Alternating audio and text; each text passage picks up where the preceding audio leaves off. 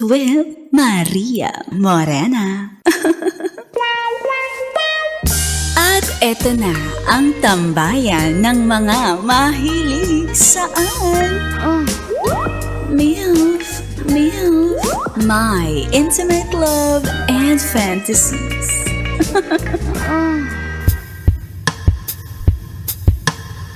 Sa ating episode na pinamagatang ang sukatan ng kagwapuhan ay nasa haba ng pagpapasensya at pagtitiwala.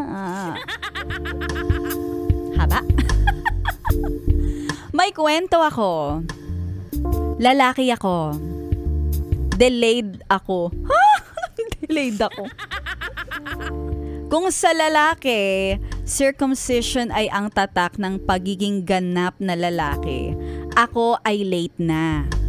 18 years old na ako nung magpa-circumcise. Meron kasing history sa pamilya namin na may problema sa kalusugan. At nung bata pa ako, pinalaboratory pa ako para malaman kung pwede na akong ma-tulination. Kaso hindi pa.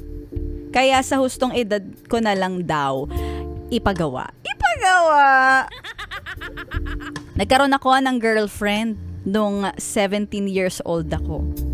At dahil bata pa kami noon, hindi namin napag-uusapan ang tungkol sa hindi pa ako nagupitan ng ano. Kaya nung nag-18 na ako, kailangan kong masabi na may sikreto ako. Dahil buong bakasyon, kailangan nasa bahay lang ako. Nakakahiya lang at baka pagtawanan niya pa ako at ang malala, ay hiwalayan niya ako sa kahihiyan. Kaya nung ako ay naoperahan na, dinadalaw niya ako sa bahay at nagulat ako. Pinagtatawanan pa ako ng mga kapatid ko pati ng tatay ko.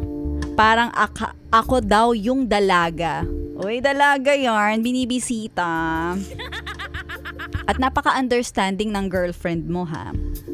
Kaya ipinangako ko sa sarili ko, nung mga panahon na yon, na siya ang una at huling babaeng makakaranas ng pagkalalaki ko. At sure naman dahil ngayon, 10 taon nang nakalipas ng unang tanda ng aking pagkabinata, kami pa rin ng ex-girlfriend ko. Ex-girlfriend! Kasi ikinasal na kami. Aww.